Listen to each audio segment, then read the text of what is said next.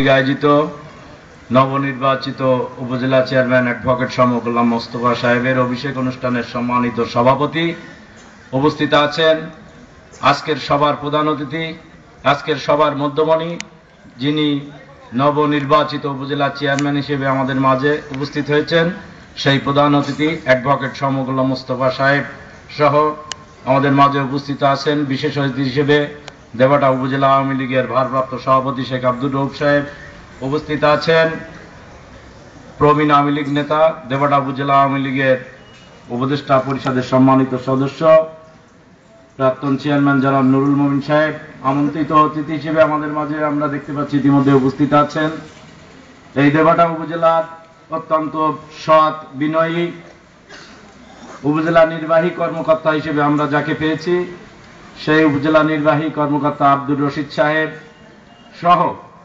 আজকে উপজেলা পরিষদের বিভিন্ন কর্মকর্তাবৃন্দ, আমার থানা আওয়ামী লীগের নেতৃবৃন্দ, সুধীবৃন্দ, সাংবাদিকবৃন্দ, সকলকে আমার প্রাণপ্রিয় সংগঠন দেবাটা উপজেলা আওয়ামী লীগের পক্ষ থেকে জানাই সংগ্রামী সালাম ও শুভেচ্ছা। আসসালামু আলাইকুম। সুধীবৃন্দ, আপনারা ইতিমধ্যেই শুনেছেন বিগত ফেব্রুয়ারি মাস বাঙালি জাতির জন্য একটি শোকাবহ মাস। সেই মাসের শোক দিবস পালন করতে না করতেই আমরা দেখতে পেলাম বিগত 25শে ফেব্রুয়ারি ঢাকার পিলখানা বিডিআর হেডকোয়ার্টারে ঘটে গেল আর এক বেদনাবহুল ঘটনা, আর এক শোকের ঘটনা, যার জন্য বর্তমান সরকার 3 দিনের শোক দিবস ঘোষণা করেছিল। আমরা ইতিমধ্যেই 3 দিন শোক পালন করেছি জাতীয়ভাবে। আবার এই মার্চ মাসে এসে উপস্থিত হয়েছি। এই মাসটা বাঙালি জাতির জন্য যেমন গৌরবের তেমনি শোকের। কারণ এই মার্চ মাসের 26শে মার্চ জাতির জনক বঙ্গবন্ধু শেখ মুজিবের নির্দেশে বাঙালি জাতি ওই পাকিস্তানি সশস্ত্র বাহিনীর বিরুদ্ধে যুদ্ধে ঝাঁপিয়ে পড়েছিল। আমরা সেদিন 30 লক্ষ লোক আমরা শহীদ হয়েছিল আমাদের দেশে, 2 লক্ষ মা বোন ইজ্জত হারিয়েছিল।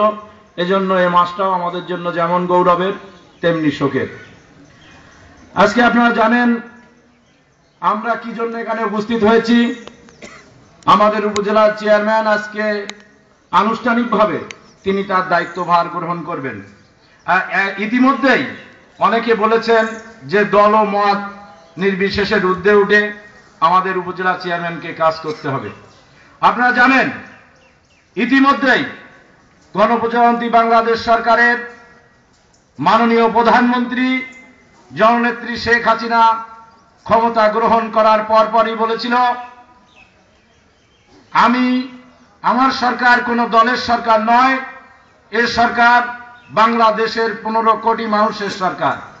তেমনি আমাদের উপজেলা চেয়ারম্যান আওয়ামী লীগের মনোনীত হওয়ার পরেও তিনি নির্বাচিত হওয়ার পর, বিজয়ী হওয়ার পর আমরা বিভিন্ন সংবর্ধনা অনুষ্ঠানে আমরাও দলের পক্ষ থেকে বলেছি আমাদের উপজেলা চেয়ারম্যান শুধু আওয়ামী লীগের নয়, এই দেবাটা উপজেলাবাসীর চেয়ারম্যান।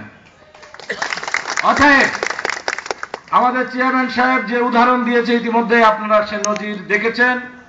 যিনি আমাদের সরকারের মাননীয় স্বাস্থ্যমন্ত্রী হিসেবে দায়িত্ব পেয়েছেন, তিনি ইতিমধ্যেই জনপ্রতিনিধিদের নিয়ে তার এলাকায় কি কি সমস্যা সেগুলো তিনি প্রাথমিকভাবে ইন্ডিকেট করেছেন। করার পরে তিনি সেগুলো সমাধানের জন্য ব্যবস্থা নিয়েছেন, আমরা ইতিমধ্যে জেনেছি। আমি আমার বক্তব্য দীর্ঘায়িত করব না, তবু সব কিছুর পরেই রাজনীতি থেকে যায়। আপনারা দেখেছেন বাংলাদেশে এত বড় ঘটনা ঘটার পরেও সেটা কিন্তু রাজনৈতিকভাবে সমাধান হয়েছে। অতএব আজকে আমরা দেবাটাকে যদি মডেল হিসেবে করতে চাই, যে ওয়াদা আমাদের উপজেলা চেয়ারম্যান করেছিল আলোকিত দেবাটা গড়ার, সেটা এই শুধু উপজেলা পরিষদের কর্মকর্তাবৃন্দের সাথে সীমাবদ্ধ নয়, শুধু জনপ্রতিনিধিদের ভিতরে সীমাবদ্ধ নয়, শুধু জনগণের ভিতরে সীমাবদ্ধ নয়। আমি মনে করি প্রতিটি কর্মকাণ্ডে উন্নয়ন করার জন্য বিভিন্ন রাজনৈতিক দলের নেতৃবৃন্দকে আপনাদের সেখানে সন্নিবেশিত করতে হবে এবং তাদেরকে বিভিন্ন উপদেশ পরামর্শ নিয়ে আপনাদেরকে ধাপে ধাপে আগাতে হবে।